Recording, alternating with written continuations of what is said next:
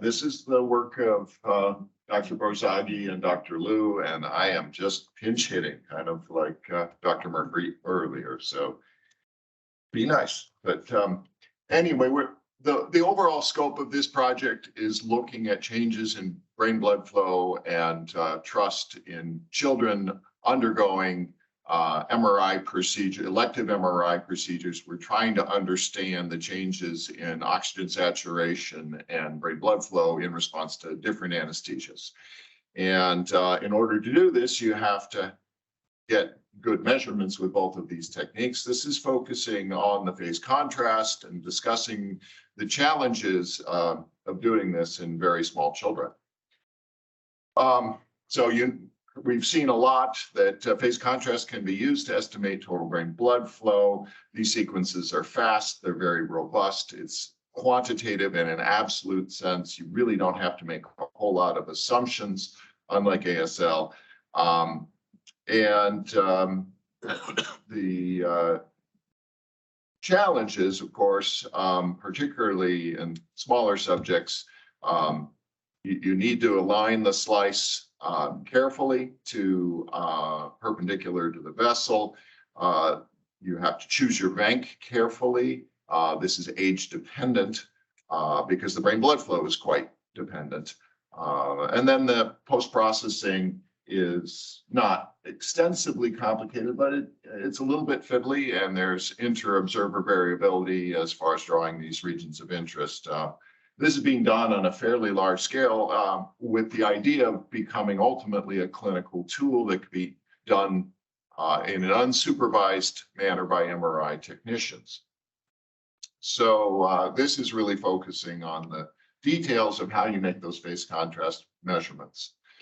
This just illustrates some of the unique challenges in children. I've always joked that in an infant, there isn't actually brain, there's just styrofoam up here because there's almost no brain blood flow. It's really shocking how low the brain blood flow is in small children. And the vessels are small, the flows are low. And so this makes it more challenging to get your regions of interest. And if you are pushing the bank down to improve your sensitivity, then you can sometimes get into aliasing. The aliasing, if you don't do it properly, it's a larger proportion of the vessel, and so the errors are larger. So this is a sub-cohort of a much larger study, where they pulled 29 children from, and this just shows the demographics of the population. And you can see in Los Angeles, it's more than half Hispanic, a broad range of indications. And really the dominant anesthesias are propofol or propofol and dexmedetomidine. So these aren't inhaled, these are intravenous anesthetics. The overall paradigm is the induction is done in the scanner room with the child on the table.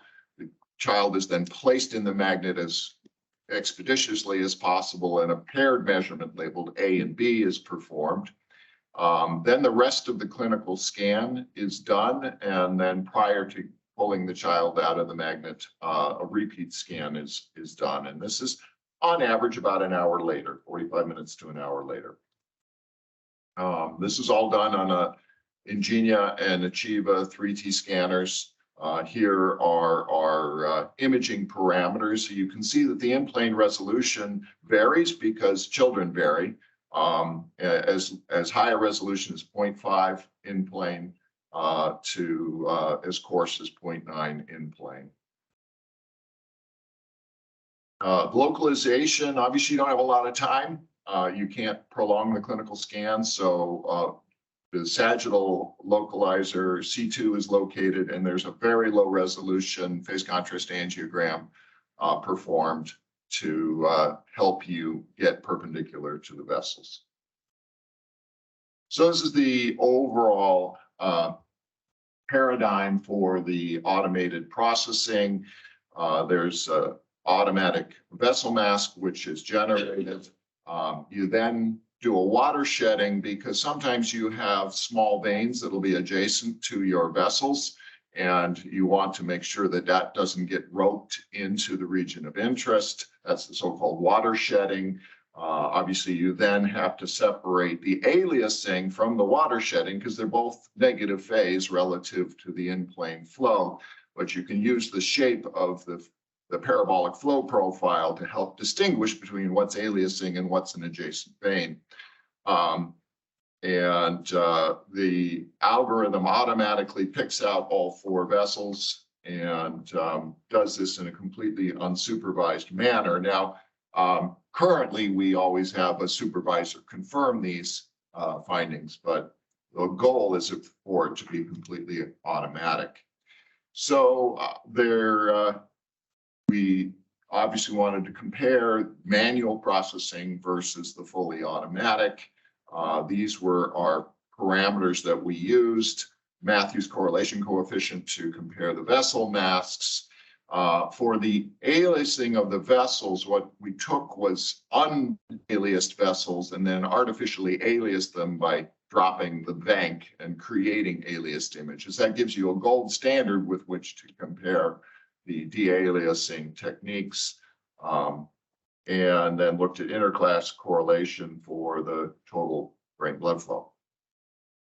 So as far as the physiologic comparisons, points A and B obviously give you test retest, and that was assessed using ICC.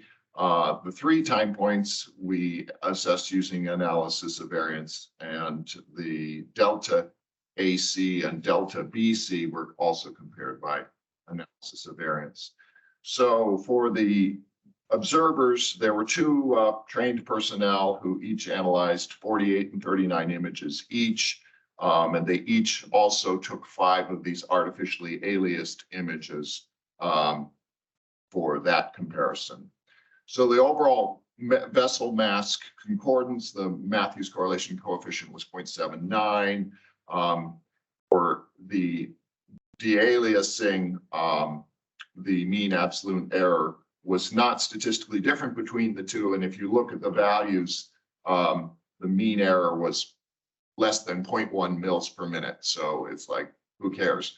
And it's very small. The algorithm identified all of the vessels automatically, all 4 vessels in every case. And the overall ICC was 0.92. So this is just a representative image. So you have a complex difference on the left, phase difference in the middle, and then the automatic versus manual segmentation. And you can see in general that the methods, the differences in the results in the contours was quite small. And as far as the mean flows, there really was no difference at all 3 time points.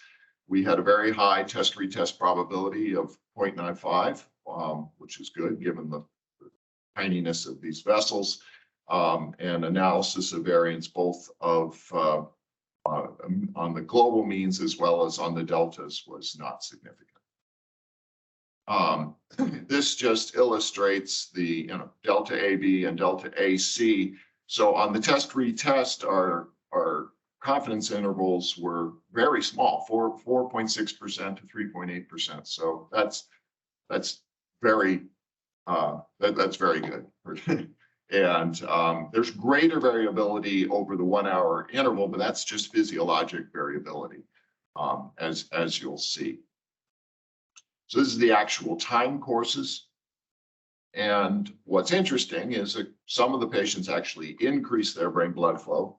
Some have a transient bump that then resolves, and others dip and then recover. The net is totally flat.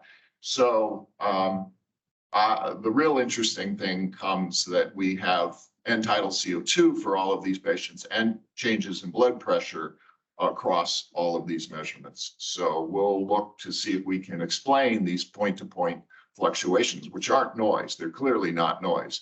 But that's future work. So in conclusion, we were hypothesizing that there would be a systematic drift between A, B, and C.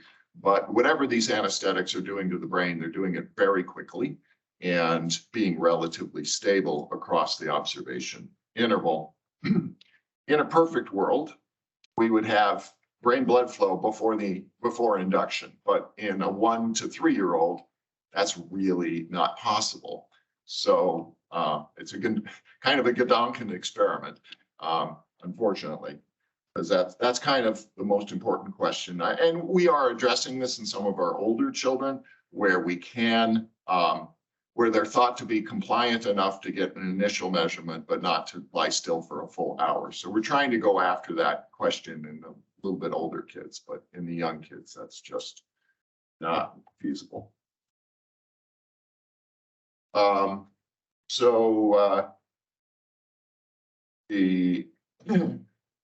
I said, the possible confounding factors are the blood pressure and the end-tidal CO2, and we're going to use those as confounders in more elaborate modeling.